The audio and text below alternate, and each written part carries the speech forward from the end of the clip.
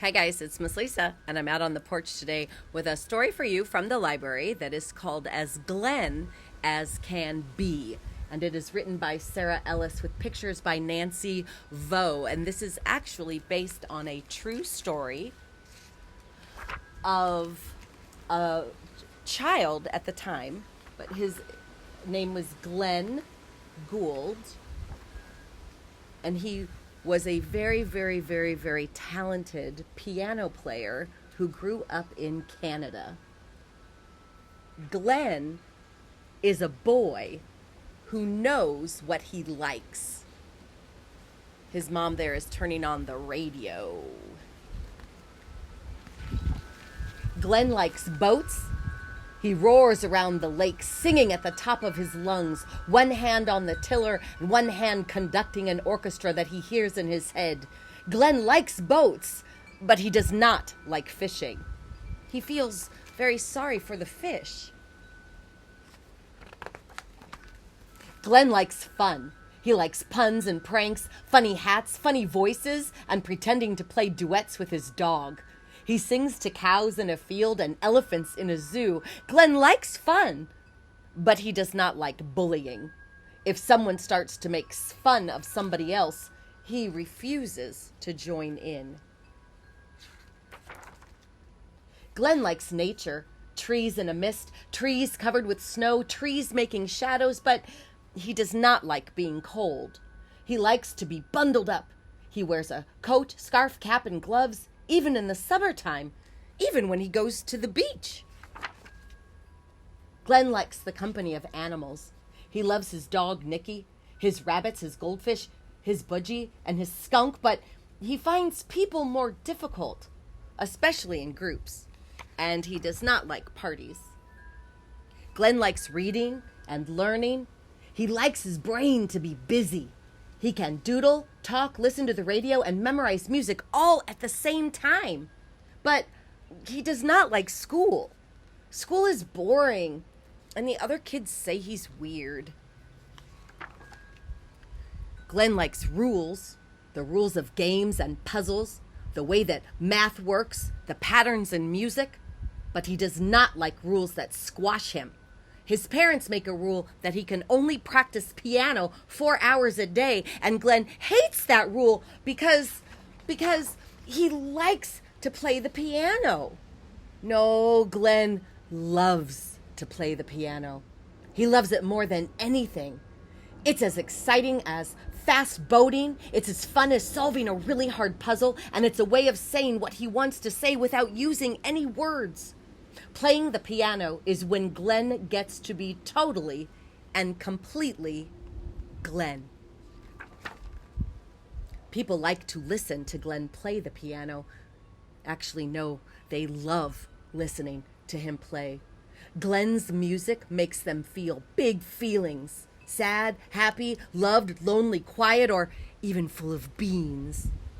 In New York and Moscow, in Toronto and Tel Aviv, in Leningrad and Los Angeles, they flock to his concerts. They say fabulous, amazing, and they wonder if he's a genius space alien.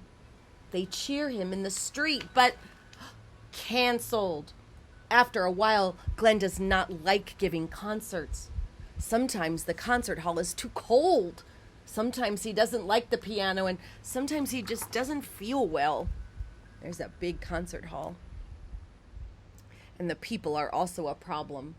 They cough and they sneeze and they blow their noses and they whisper and crinkle the paper from their candies and then they applaud. So much noise. No. Glenn does not like applause. He would like people to just sit in silence when he's done playing the piano.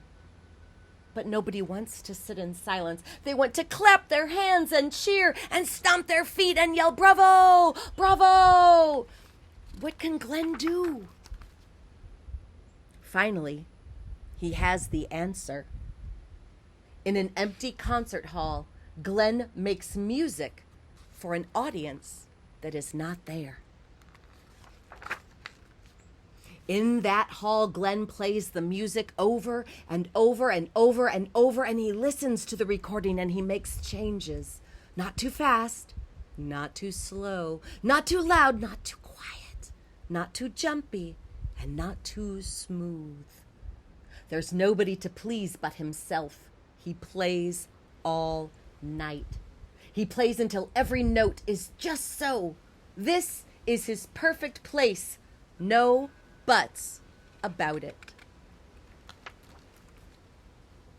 And right now, right at this moment, somebody is listening to Glenn play the piano.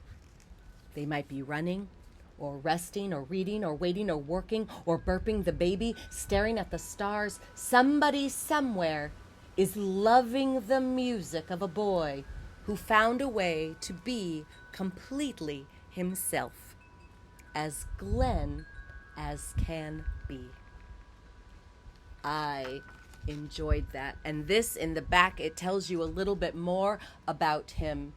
Glenn Gould was a child prodigy and superstar.